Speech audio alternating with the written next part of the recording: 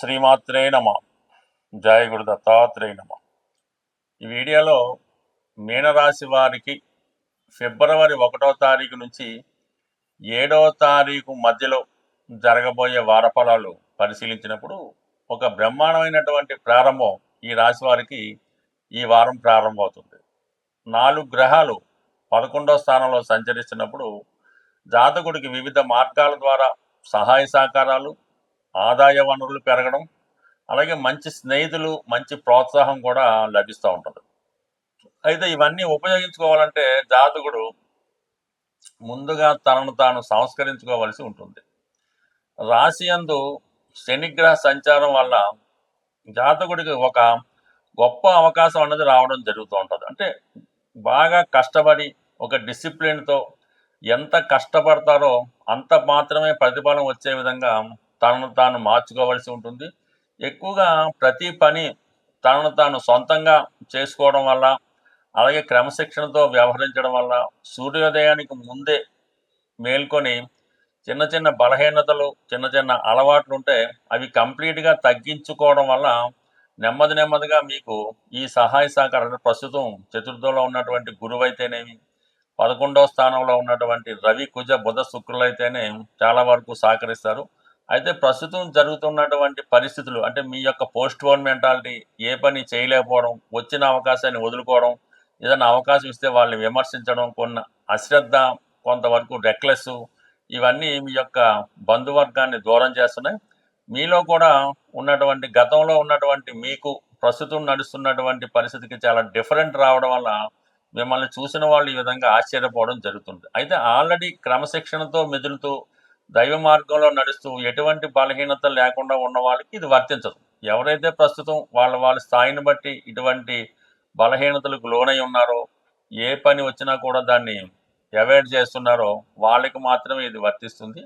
ప్రస్తుతం లాభస్థానంలో ఎస్పెషల్లీ రవి, కుజ, ధనాధిపతి లాభస్థితి, భాగ్యాధిపతి లాభస్థితి, ఫర్ ది సేమ్ టైం 6వ స్థానాధిపతి లాభస్థితి అవ్వడంలో మీలో ఉన్నటువంటి నైపుణ్యానికి, లీడర్షిప్ క్వాలిటీస్కి సరైన గుర్తింపు రావడం జరుగుతుంది. మీరు కూడా చాలా ఉత్సాహంగా, చాలా నైపుణ్యంగా, చాలా సమర్థవంతంగా, చాలా యాక్టివ్గా ఉండడం జరుగుతూ ఉంటుంది. ఈ సమయంలో మీకు ప్రభుత్వ ఉద్యోగులు అయితే ఒక ప్రమోషన్ లాంటిది రావడం జరుగుతుంది. కొన్ని అదనపు బాధ్యతలు మీ మీద పడడం జరుగుతూ ఉంటుంది. అంటే మీరు ఈ సమయంలో మీరు ఎంత కష్టపడితే, ఎంత సిన్సియర్గా ఉంటే మీ పదవి కూడా అంత ఎక్కువగా పెరుగుతూ ఉంటుంది. మీ హోదా కూడా అంత ఎక్కువగా పెరిగే అవకాశం ఉంది. కానీ రాశి యందు ఉన్నటువంటి జన్మశని కారణం వల్ల అధిక పని ఒత్తిడి తట్టుకోలేకపోతుంటారు. బాధ్యతలు నెత్తి మీద వేసుకోకుండా దాన్ని అవాయిడ్ చేయడానికి ప్రయత్నం చేస్తుంటారు. మీ పని కూడా ఇతరులు చేస్తే బాగుంటుందేమో అనే ప్రయత్నం కూడా జరుగుతూ ఉంటుంది. మరి ఈ కారణం వల్ల ఏంటంటే ఇప్పటికైనా మీకు వచ్చిన అవకాశాన్ని ఉపయోగించుకుంటే కంపల్సరీగా ఈ వారంలో ఒక ప్రమోషన్ లాంటిది మీ జీవితంలో రావడం జరుగుతూ ఉంటుంది. ఫర్ ది సేమ్ టైం శుక్రుడు కూడా లాభస్థాన సంచారం వల్ల తృతీయ అష్టమాధిపతిగా గతంలో ఆగిపోయినటువంటి ప్రమోషన్ కానీ, అభివృద్ధి కానీ ఈ సమయంలో మీకు రావడం జరుగుతూ ఉంటుంది. వృత్తిపరంగా మీ యొక్క శ్రేయోభిలాషులు, మీ బంధువులు, అధికంగా ఉన్నటువంటి మీ చిన్ననాటి స్నేహితులు కూడా సహకరించి ఏదో విధంగా మిమ్మల్ని పైకి తీసుకోవాలనే ప్రయత్నం వాళ్ళకి జరుగుతూ ఉంటుంది. ప్రతి విషయాన్ని మీరు ఆ ఫలితం అందుకోకుండా అవాయిడ్ చేయడం కూడా జరగడం జరుగుతూ ఉంది. అలాగే బుధుడు కూడా చతుర్థ సప్తమాధిపతిగా మరి వివాహ సంబంధించిన విషయాల్లో వివాహం కాని వారికి ఇప్పుడు చేస్తున్నటువంటి వివాహ ప్రయత్నాలు కొంతవరకు ఫలించే అవకాశం ఉంది. బట్ ఏదైనా శని రాశిలో ఉన్నప్పుడు బాధ్యతలు పెంచుతూ ఉంటాడు. బాధ్యతలు పెంచడం అంటే కొత్తగా ఉద్యోగం వస్తుంది, లేదంటే కొత్తగా పెళ్ళి అవుతుంది, లేదంటే సంతానం కలుగుతారు, లేదంటే ఒక స్థిరాస్తి కొని చేయడం జరుగుతూ ఉంటుంది. అంటే ఇప్పుడు ఈ శని భగవాన్ ఏం చేస్తుంటాడు, బాధ్యతల నుంచి తప్పుకునే విధంగా చేస్తుంటాడు. ఏదో ఉద్యోగం వచ్చింది, ఉదయం 6 గంటలకి లెగాల, డ్యూటీకి వెళ్ళాలా, రాత్రి 6 అవుతుంది, ఇవన్నీ ఎవడు చేస్తాడు అని వచ్చిన ఉద్యోగాన్ని వదులుకోవడం, ఈ పెళ్ళి అంటే మళ్ళీ లేనిపోని చికాకులు, ఇవన్నీ ఎందుకని వచ్చిన సంబంధాన్ని పోగొట్టుకోవడం, ఈ విధంగా మిమ్మల్ని శని నిరాశ కల్పిస్తూ ఉంటాడు. దాన్ని మీరు పాజిటివ్గా మార్చుకుంటే ఎంత కష్టమైన ఉద్యోగం అయినా స్వీకరిస్తారు. ఎంత తక్కువ వేతనైనా, ఎంత పని ఎక్కువైనా దాన్ని యాక్టివ్గా చేయడం జరుగుతూ ఉంటుంది. బట్ ఏదైనా ఇప్పుడు అభివృద్ధి అన్నది మీ చేతుల్లోనే నడుస్తుంది. చాలా ప్రాంతాల్లో ఒక జాతకుడు ఎందుకు పనికిరాని వాడిగా ఉన్నప్పుడు వాళ్ళ తల్లిదండ్రులు కానీ, పెద్దవాళ్ళు కానీ వీడికి ఏలినాటి శని ఎప్పుడు వస్తుందా, ఎప్పుడు వీడు బాగుపడతాడని కూడా ఎదురు చూడడం జరుగుతూ ఉంటుంది. అందువల్ల ఏంటంటే శని ఎప్పుడు బాధ్యతల్ని పెంచుతాడే తప్ప బలహీనత చేయడు. కాబట్టి ఏదో విధంగా ఎప్పటికైనా మరి ఇంకా మంచి మార్గంలో రానివారు ఇప్పుడు ఉన్నటువంటి ఈ అవకాశాన్ని మీరు ఉపయోగించుకోవాలంటే కంప్లీట్గా మిమ్మల్ని మీరు సంస్కరించుకొని చాలా వరకు మీ యొక్క పాత పద్ధతులన్నీ విడిచిపెట్టి కొత్తగా మీరు తయారవుతే వచ్చిన ఫలితాలు మీకు రావడం జరుగుతుంది. తొందరగానే మిమ్మల్ని మీరు రుజువు చేసుకుని ఒక ఉత్తమ వ్యక్తిగా తీర్చిదిద్దడం జరుగుతుంది. ప్రస్తుతం ఉన్నటువంటి ఆర్థిక పరమైనటువంటి సమస్యల నుంచి, నిరుద్యోగ సమస్యల నుంచి, రుణాల నుంచి బయటపడాలంటే కొన్ని పురాతన రెమెడీలు మీకు తెలియజేయడం జరుగుతూ ఉంది. అందులో ప్రధానంగా మీరు తీసుకున్నటువంటి ఆహారంలో అంటే భోజనం, టిఫిను లేదంటే ఇంకా పలహారం వీటిలో కొంత భాగాన్ని మీరు మూగజీవులకి పెట్టవలసి ఉంటుంది. అయితే ఇక్కడ మనకు అన్ని సదుపాయాలు కలిగి ఉండి మీరు సంతృప్తిగా భోంచేసి ఆ మిగిలిన దాన్ని వేరొక దాన్నో మూగజీవులకి పెట్టడం అన్నది ఇక్కడ వర్తించదు అన్నమాట. అంటే మీరు ఏదో ఒక రోజంతా ఒక కేజీ సంబంధించినటువంటి ఆహార పదార్థాలు తీసుకుంటారు అనుకుంటాం. అప్పుడు మీరు ఒక 800 గ్రాములతోనే సరిపెట్టుకొని మిగతా 200 గ్రాములు అది మూగజీవులకు వేరే వరకు ఇవ్వడం వల్ల ఆ ఫలితం మీకు వస్తుంది తప్ప మీ సంతృప్తిగా తింటూ ఆ మిగిలింది ఇవ్వడం వల్ల పెద్దగా ఉపయోగం ఉండదు.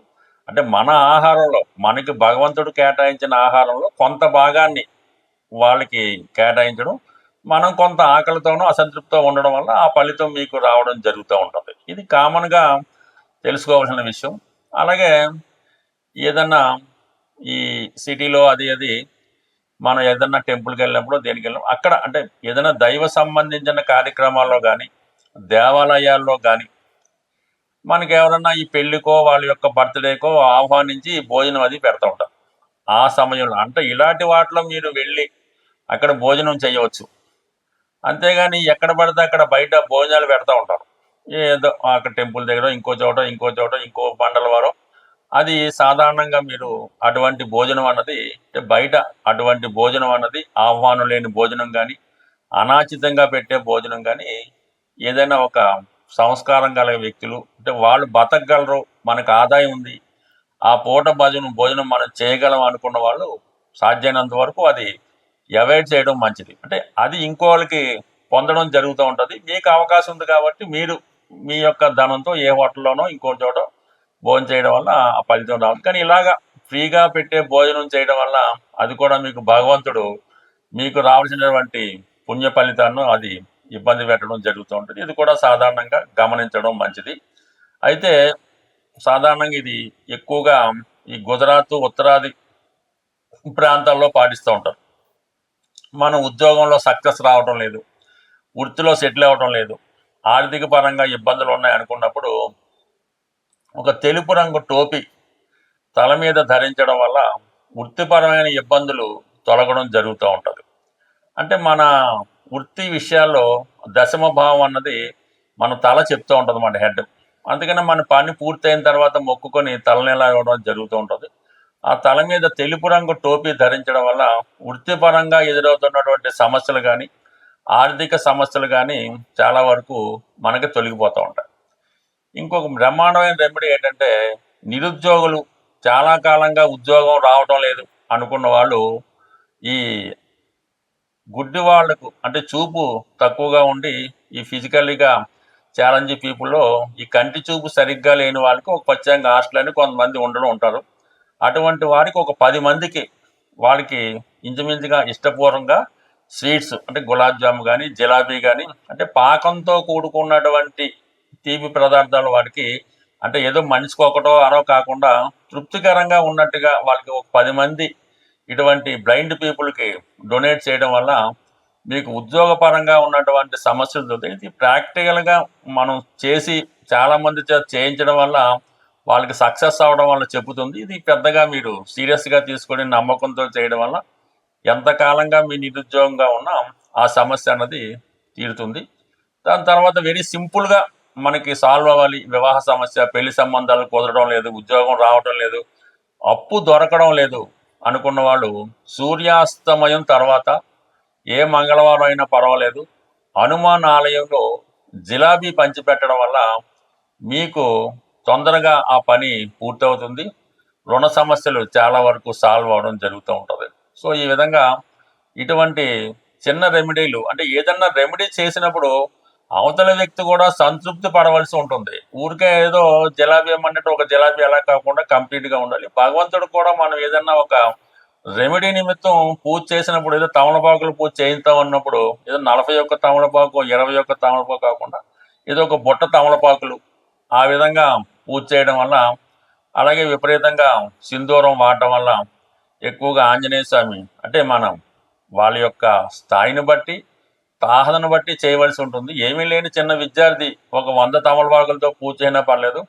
అదే కోటీశ్వరుడు లాంటి వాడు తన ఫలితం కోసం అతను కూడా అలా కాకుండా కొద్దిగా టాలెంట్గా హోదాగా చేయడం వల్ల ఈ ఫలితాలు కూడా రావడం జరుగుతుంది. స్వస్తి.